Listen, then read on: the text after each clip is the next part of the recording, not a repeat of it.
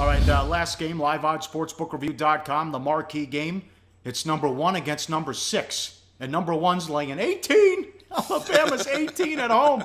58.5 the total. Why would we show you a picture of Trevor Knight playing against Alabama in Oklahoma uniform? Because he lit them up in the Sugar Bowl. Lit them up January 2nd, 2014. Oklahoma won 45-31. Knight had 350 yards and 4 touchdowns. He hasn't gotten to 350 or 4 since then. He went against Nick Saban, and he blew him out. Yeah, he sure did. And as you mentioned, he hasn't, since that one game, that one magical, the Katy Perry night that you always reference, he hasn't gotten to 4 touchdowns or 350 passing yards in any game since then. So far this year, average season, maybe, a $121 passer rating, 9 touchdowns, 5 interceptions. He's been at his best with his legs, running for more than 500 yards and 9 touchdowns. And you say, all right, this guy lit up Nick Saban. You wonder, do you want to motivate Nick Saban in that defense more than you normally do? An average quarterback had his career game against Saban and Alabama in a monster bowl game. Saban, he's tried to downplay it, but, this is a guy who has an ego, and we know he has an ego. Quote, he's a gifted player. He excels in passing and in the run-pass option.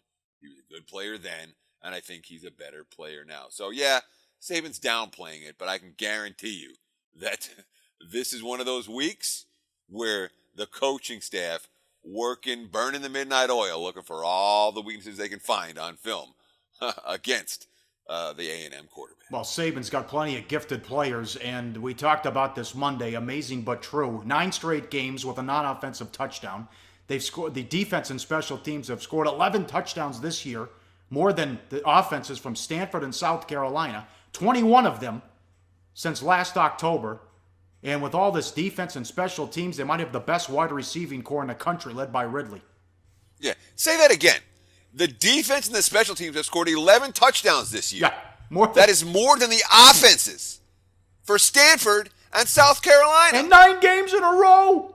That's, when Alabama's defense is outscoring Stanford's offense, and we're 7 games into the season, that's something. And when you look at the explosive weapons that Alabama has on the outside, you talked about Calvin Ridley. That huge wide receiver core. We've talked about them on SportsBit more than once. Lane Kiffin, he keeps adding tweaks to the playbook. The last 2 games, they're at Arkansas. They're at Tennessee.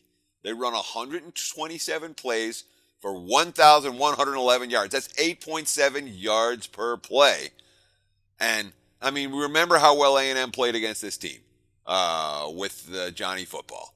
They gave Bama fits with Johnny Football. They beat him up twice.